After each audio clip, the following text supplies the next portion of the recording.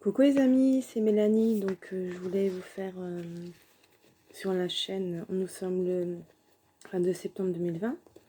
Donc je vais vous faire du coup une guidance avec l'oracle de la sorcière noire et rune. Si vous avez des questions, à la limite, vous pouvez me contacter, mettez un commentaire. Voilà, on a déjà une qui est déjà sortie.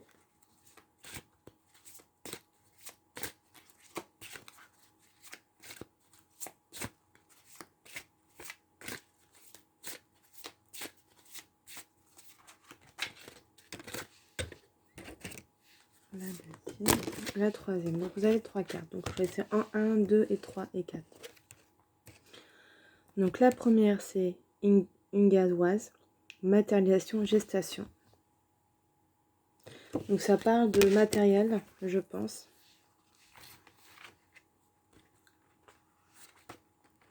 Moi je vois bien ça, après peut-être que je me trompe. Alors, Ingvoise. Ingvoise nous annonce une étape où la concentration des objectifs de nos pensées est à prendre en compte. Elle est l'urne de l'introspection, du dialogue intérieur. Elle annonce la gestation des projets, la cohérence en présent. Tout devient fertile. Donc c'est vraiment, ça parle de matérialisation, vraiment de gestation. C'est-à-dire que c'est des projets, allez-y hein, quand même. Ne restez pas sans réponse. Alors le crapaud, un mal pour un bien, remède, potion. Donc j'espère que vous allez bien tous. Le crapaud, alors ils disent dépasser les apparences, la carte crapaud nous murmure que certaines choses négatives peuvent déboucher sur des finalités positives. Elle signifie aussi que vous aurez la capacité de créer la solution face à une problématique. Alors, elle indique aussi, il y a 3 phases, signification pour les domaines sentimentaux. Cette carte nous met en alerte sur la relation de dépendance, mais aussi les unions qui nous guérissent d'un lourd passé. Elle peut aussi signifier une rupture salutaire, une libération. Pour le professionnel, elle annonce un dénouement positif, la réponse à une demande. Elle peut aussi exprimer les attentes récompensées, la réussite d'un dur labeur. En spirituel, elle annonce le besoin de nous reconnecter à des énergies naturelles, de nous nourrir des bienfaits de la nature. Cette carte peut aussi nous orienter vers la médecine naturelle. Donc tout ce qui est soins énergétiques. Du coup, pour la deuxième, si vous avez besoin de savoir en spirituelle. Alors pour la troisième, c'est coquillage. S'extraire de sa coquille. Timidité, isolation.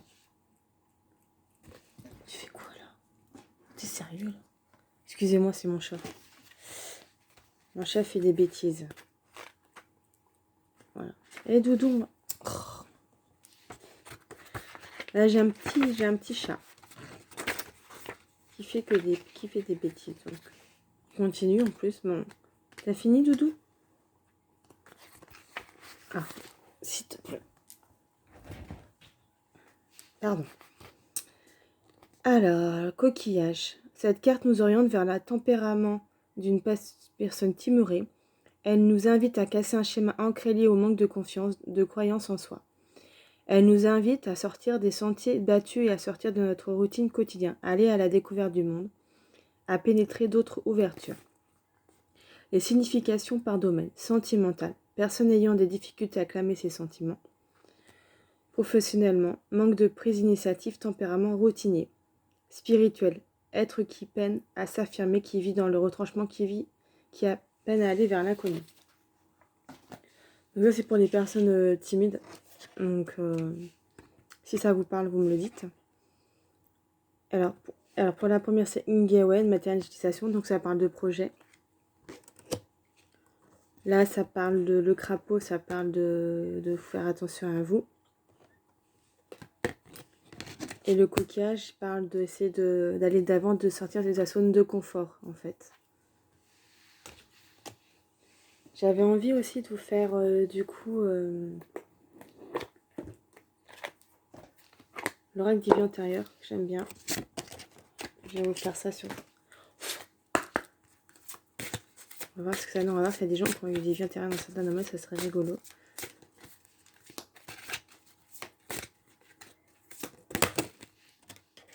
Waouh, c'est magnifique. La première. Toi, je veux. Ouais. Non, non, non, tu viens pas.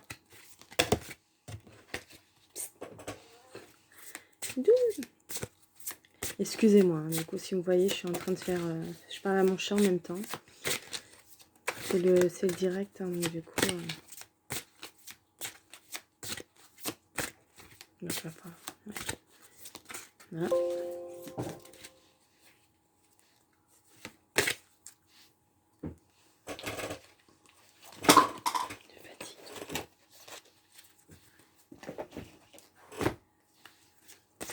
Alors, est-ce que... Bah, du coup, j'en ai que... Je vais aller chercher les deux, parce que du coup, j'en ai qu'une qui est sortie.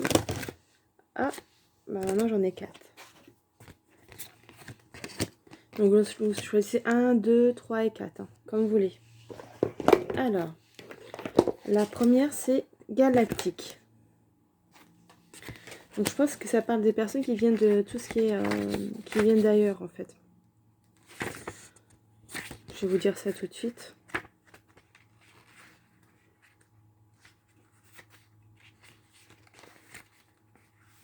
Voilà, c'est ça. C'est peut-être la première fois que vous vivez sur une planète. Si c'est le cas, vous vous y sentez c'est peut-être la première fois que vous vivez sur une planète. Si c'est le cas, vous vous sentez probablement étranger, comme si vous n'aviez pas votre place ici. Les coutumes terrestres qui sont le mariage, la paternité ou la maternité ne vous sont pas naturelles, si bien que vous ne les appliquez peut-être pas. De même, les terriens sont peut-être à vos yeux très violents physiquement, psychologiquement et émotionnellement. Votre nature extrêmement sensible peut être agressée par de telles énergies négatives. Vous voulez simplement vous entendre avec tout le monde et être aussi agréable que possible. Votre compassion aide à désamorcer les tensions du monde, faisant de tout l'univers un endroit plus pacifique. Vous trouvez peut-être des relations sur Terre déroutantes, que vous vous sentez plus à l'aise avec la technologie ou la thérapie énergétique. Si vous rencontrez d'autres gens des étoiles, vous découvrirez les affinités que vous recherchez. Les personnes des autres planètes ayant tendance à être timides et mal à l'aise en société, peut-être devriez-vous aller là où elles se rassemblent, forums en ligne, cours d'informatique, conférences sur les science-fiction, sorties de plongée sous-marine et cours de Reiki. C'est marrant, peut-être que ça va vous parler ça. Alors pour la deuxième, c'est le son est bien fait.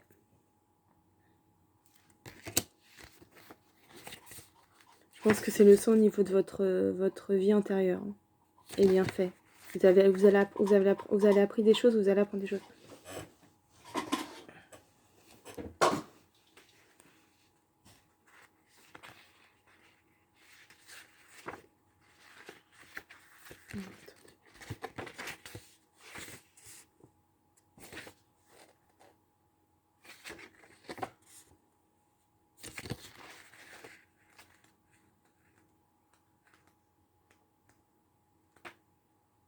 Alors, le son est bien fait. Le fait d'avoir tiré une carte est le signe que la situation que vous vivez actuellement est la conséquence de vos vies antérieures. Jetez un coup d'œil aux autres cartes que vous avez tirées parallèlement à celle-ci pour avoir une idée de quand et où cette vie s'est déroutée. Bah, ça parle des personnes qui viennent des galactiques. Hein. Donc c'est des personnes qui viennent, qui ont jamais vécu en fait, qui sont nés autre part en fait et qui arrivent. Et je pense que ça peut être, c'est vraiment par rapport à ça, c'est fou parce que ça parle vraiment de ça. Vous avez tiré par le main celle-ci pour avoir une idée de quand où cette vie s'est déroulée. Cette carte signifie que vous avez tiré d'importantes leçons dont vous récoltez les bienfaits dans votre vie actuelle. Bravo! Vous avez réussi à transformer des événements et des souvenirs douloureux en des expériences qui vous ont fait grandir. Vous pouvez appliquer cette même force à n'importe quel domaine de votre vie. Alors la troisième, c'est alimentaire ou faim. Donc ça, c'est soit les gens qui ont vécu dans la faim, dans des vies antérieures, soit où ils ont eu l'opulence. Et en fait, souvent les conséquences, c'est que on a tendance à avoir des troubles. On a tendance à avoir des troubles de l'alimentation à cause de ça. Donc, vous avez souffert de la faim dans vos vies antérieures, raison pour laquelle vous mangez trop et vous stockez la nourriture aujourd'hui. Vous avez peut-être des problèmes de poids ou un trouble de comportement alimentaire parce que vous associez l'action de manger à la peur plutôt qu'à la faim. Vous craignez de ne pas avoir assez de nourriture dans le futur. Alors vous accumulez peut-être des réserves. Vous servez également de larges pensions et vous faites bien attention à finir votre assiette au cas où il n'y aurait pas assez de nourriture à l'avenir. Pour certaines personnes, ce schéma s'applique également à la crainte de ne pas avoir assez d'eau à boire. Souvent, il suffit de se rappeler ce qui est arrivé dans le passé pour guérir de ce problème. Prenez conscience que le passé est derrière vous et qu'il ne se reproduira pas dans cette vie-là. Le but est d'en tirer une leçon plus, de lâcher prise. Laissez également votre peur de manque se dissiper, car elle n'a plus lieu d'être. Ouvrez-vous à l'abondance. Donc faites des prêts pour avoir de l'abondance pour ne plus avoir faim. En fait, c'est ça, tout simplement. Alors, moine ou nonne, pour la quatrième. Donc ça, c'est des personnes qui ont fait tous des vœux. Alors, ça peut être des vœux de chasteté, des vœux de... je sais plus. Il y a plusieurs vœux, en fait, au niveau... Il faudrait que je trouve quelqu'un... Enfin, je retrouve les vœux qu'on a pu faire dans d'autres vies. Donc...